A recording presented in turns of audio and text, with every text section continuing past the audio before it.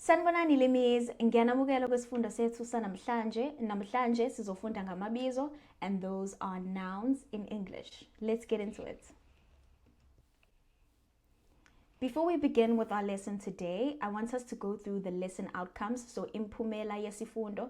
Ngifuna by the end of this lesson ukuthi nikwazi ukuhlukanisa amabizo. So by the end of this lesson, I want you to be able to differentiate between nouns.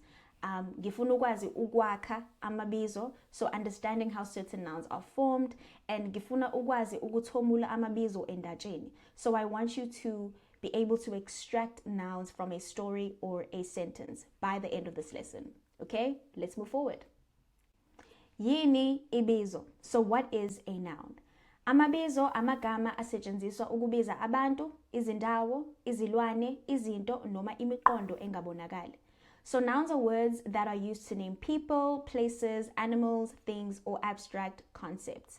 This is not new to you. You've probably also done this in your English language. So what nouns are in English is the same as what nouns are in Isizulu as well. Silibona kanjani ibizo? First of all, how do we identify a noun? So ibizo linesiqalo, it has a noun prefix. If you remember from a previous lesson, we did noun prefixes in izigaba zamabizo, so noun classes. And then secondly, lingaba sebunyeni noma ebuningini. So it can be singular or plural. So that's how we identify our nouns. It has a plural, it has a noun prefix, so that can be umu, that can be ili, that can be aba, just as we had spoken about in our previous lesson on izigaba zamabizo. Okay, so here are a few examples. You have inja, ikati, this is supposed to be ikati, umama, ubaba, ibhanoyi, izimoto, umkhumbi, ibhayisekile, isikole, and so forth. And as you can see, these nouns all have noun prefixes. For instance, ubaba, obaba, the noun prefix there would be u, this one would be o. Umu, aba, so umfana, abafana, umkhumbi, imikhumbi, and so forth. So that's how we identify nouns. We know, number one, that they have a noun prefix, and we know that they can either be plural or singular. Let's move forward. Let's start with our first type of noun. So ziningi inhlobo zamabizo, so there are many different types of nouns, and today we'll be going through all of them. So the first one we have is Amabizomvama, and in English those are common nouns. Okay, I really don't want you to get used to comparing the nouns that you find in Isizulu, so Amabizo, to nouns that are in English, because they are completely different, and you'll see why. But Amabizomvana is similar to common nouns. So lawa amabizo asetshenziswa ukubiza abantu, izindawo noma izinto ngokujwayelekile. So these are common nouns. It's words that we use in our everyday language. Lawa amabizo achaza izinto ezijwayelekile zangemihla nenhla. Okay, nehla, like I said. These are nouns. These nouns are used to name people, places, or things in a general way, and these nouns describe common, everyday things. And these nouns, this is important to note, they're not derived from any form, any parts of speech in Isizulu. These are just words that we use every day. They're not taken from other parts of speech, okay? So, for example, we have ibasi, which is a bus, isihlahla is a tree, inkomo is a cow. Again, these words are general names for people, places, or things. Easy peasy. Then we have Amabizomuntu. So these are nouns that refer to people. Do not confuse these with proper nouns in English. Just focus on Amabizo in Isizulu without having to compare in English. Otherwise, you will get very confused, okay? So these are nouns that refer to people. Amabizomuntu. As you can see, umuntu is a person. So once you see that muntu, you know that these are nouns that refer to people. So lawa amabizo asusela emsebenzini eyenziwa ngabantu. So these are nouns that are basically taken from the occupation, from people's occupation or what they do for a living, not just for a living, but what their purpose is in that given moment. For example, umthengi. Uyabona ukuthi umthengi is a buyer. Can you see that it's what their purpose is in that moment? They are buying, so they're the buyer. Imbongi is an author or the poet or the writer. Umculi is a singer. So their occupation is to sing. They sing. So these are derived from, so basically they're derived from the work that these people do. Does that make sense to you? So again, I said muntu means person, and let's look at the examples in a sentence, right? Abafundi babhala izivivinyo zesiZulu. The students are writing Zulu tests. Can you see that abafundi here is Ibizomuntu? So abafundi, their purpose is to study or be a student. Does that make sense? So it shows the work that they are doing. Umdansi, again, it shows the work that he or she is doing. Umdansi wadansa kahle emncintiswaneni. So the dancer danced well in the competition. So that would be Ibizomuntu, okay? Isiguli sihlola udokotela esibhedlela. The patient is being examined by a doctor at the hospital. It's showing what they are doing, what their purpose is, or what their occupation is. Okay? Let's move forward. Amabizomfakela. Pretty easy. These are borrowed nouns. Okay? So amabizo asuselwa kwezinye izilimi. So amabizo asusela kwezinye izilimi. What does limi mean? It's language. So these are nouns that are derived from other languages.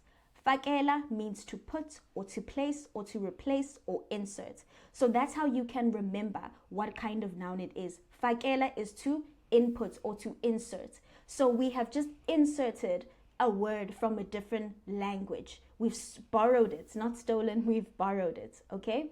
Let's move forward. Let's look at the examples. Izibonelo. Imali ingagcinwa ebhange. Money can be kept in a bank. You can see that imali, or you can hear that imali sounds like money. So we've somewhat borrowed that word. Ikofi lifudumele kakhulu. The coffee is very hot or very warm, okay? So ikofi, you can hear that it's derived from coffee. It's a borrowed word and it's borrowed from English. Umshini wami wezingubo uphukile. My washing machine is broken. Can you see umshini, machine? Okay, so we've borrowed that word again from English. Ipentshisi lami lingcolile. My peach is dirty. We've also borrowed that word from peach. We've also borrowed that word from English. So that's how you can see. Once the words start sounding like a different language, you know that it's Amabizomfakela. So these are a few examples of Amabizomfakela. Let's move on to Amabizoqoqa. Okay, these are collective nouns. So amagama aqonde izinto eziningi ngegama elilodwa. The word qoqa means to collect or to group. So this is the easiest way that you can remember that Ibizoqoqa or Amabizoqoqa are collective nouns, because that word there, qoqa, means to collect or to group. So these are words that refer to many things using a single word or a single name. Let's look at a few examples. Izinkomo eziningi umhlambi. So if you have long hair or bushy hair or hair that's really dense or just compact, we call that isihluthu in Isizulu. Abantu abaningi isixuku sabantu. So it's a group of people, it's a crowd of people. So you use that one word to describe, the group of people. So you're just collecting these words with one word, or you collecting that thing with one word. Izigidi, millions. Izigidi zemali, millions of rands. Okay, so it's used for large quantities. So izigidi is just millions, or just a large quantity of a substance or a thing. Let's move forward. Amabizoqho. These are proper nouns. Very easy. These proper nouns are usually preceded by vowels, so onkamisa in Isizulu. Remember that proper nouns are the names of people, places, landmarks, cities, towns, that kind of thing. Okay, so they're names. So kungaba amagama abantu, so people's names, ukwanele, ukagiso, uJoshua. Kungaba izibongo zabantu, people's surnames. Undubane, umkhonza, ungcobo, usishi. Kungaba amagama ezindawo, so the names of places. Itegu, which is eThekwini, Durban. IParis, iFrance, iKapa, which is Cape Town. Kungaba amagama ezintaba, so it could be the names of mountains. Mount Kilimanjaro. Kungaba amagama emifula, so it could be the names of rivers. Uthukela, Ival River. Okay, so like they said here, these proper nouns are usually preceded by vowels, so they usually begin in a vowel, like ukwanele, because you're referring to somebody else. So ukwanele, itegu, France. So as you can see, all of these proper nouns wonke lamabizoqho aqala ngonkamisa. So they all begin in vowels. Let's move on to Amabizonto. Now in this section, or with this type of noun, it's important not to confuse these with Amabizomvama. And here's where it gets interesting. So these are nouns that refer to things. Okay, yes, I spoke about Amabizomvama and I said they're common everyday words that we use. So amagama nje ajwayelekile. Now the difference between Amabizonto and Amabizomvama in this case is that Amabizonto are derived from a verb or a verb stem. Okay, so Amabizoento esuke isuselwe esenzweni. So this is a noun that is derived from a verb or a verb stem. Okay, does that make sense? Nto refers to things. Once again, so that's how you can remember that Amabizonto are nouns that refer to things. Isibonelo, umdlalo we-Pirates uphelile. The Pirates match is over. Now what is ibizonto or Amabizonto ethu lana? Dlala has changed to umdlalo. Okay, umdlalo is the noun here. It's ibizonto. Funda, isifundo is the noun here. Does that make sense? So let me explain once again. Can you see that umdlalo, it's ibizonto, and it was derived from dlala. It was derived from a verb, isenzo, and that's what makes it ibizonto. Isifundo, that noun there, ibizonto, isifundo, was derived from funda, and funda is a verb, it's isenzo, and that's what makes it ibizonto. So it would not be ibizomvama, as much as, yes, it's, you know, a word that we use in our everyday language. The difference between ibizonto and ibizomvama is that Amabizonto are derived from izenzo, Amabizomvama are not derived from izenzo. Ibhasi is not derived from isenzo. Ihlahla is not derived from isenzo. So those are the biggest differences between ibizonto and ibizomvama. Here's another example. Mina ngithanda umculo ka J. Cole. I like J. Cole's music. Umculo there is ibizonto. Why is it ibizonto? Because it's derived from cula noma iculo. Okay, cula is the verb. So it's derived from a verb, and that's why it's ibizonto. Does that make sense? So notice that all these nouns end in O.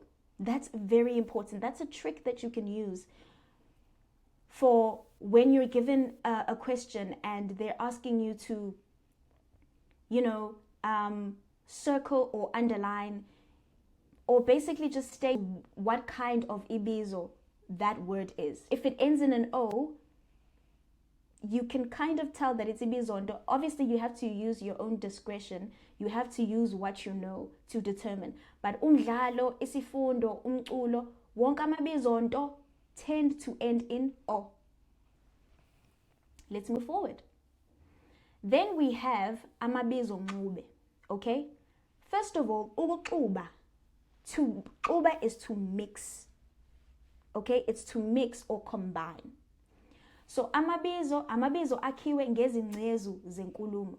So these are nouns that are built by different parts of speech, by many different kinds of parts of speech. So ngezingcezu zenkulumo eziningi. So uba again refers to a mix or a mixture. These are nouns that are made up of many parts of speech.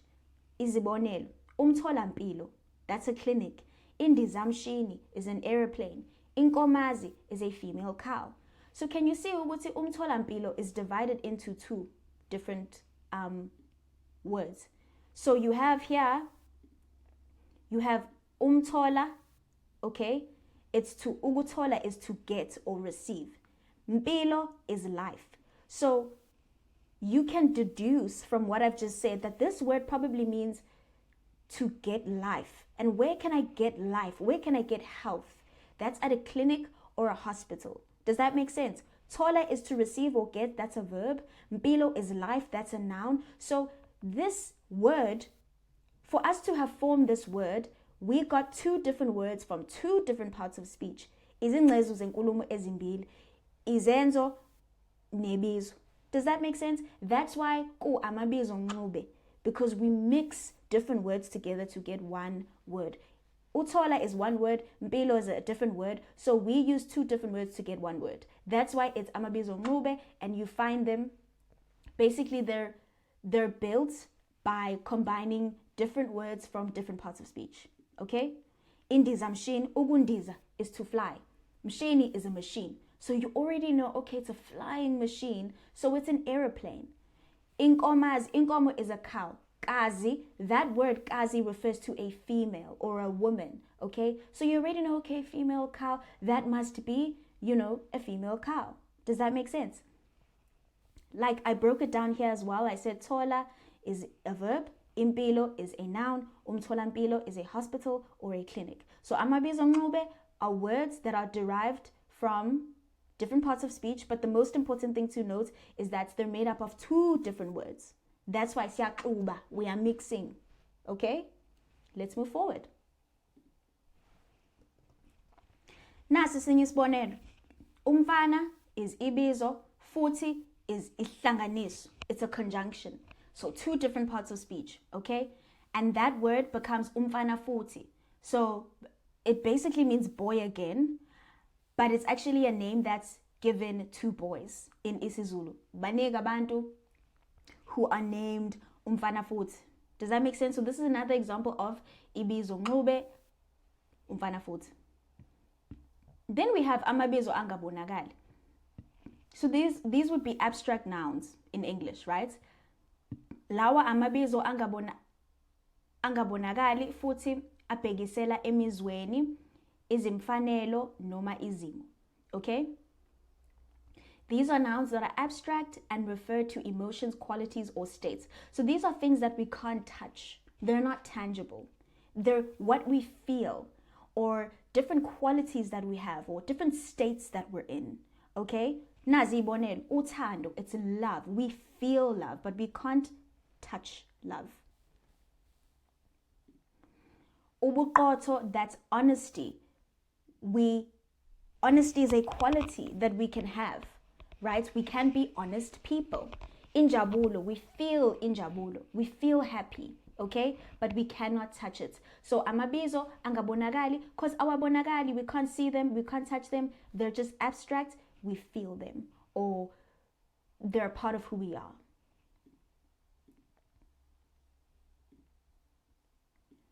So, nangumsebenzi ongawenza, you can answer all of these different questions. You can pause the video so you can see the answers. I won't be going through them. I'll just place them here, and then I'll move on to the answer once you've resumed. So pause and then resume. And here are the answers. And then nangomunye umsebenzi, pause, resume once you have all the answers, and then here are the answers. Ngiyabonga ngesikhathi senu Limis, seniyosala kahle. I will see you in the next lesson. Goodbye.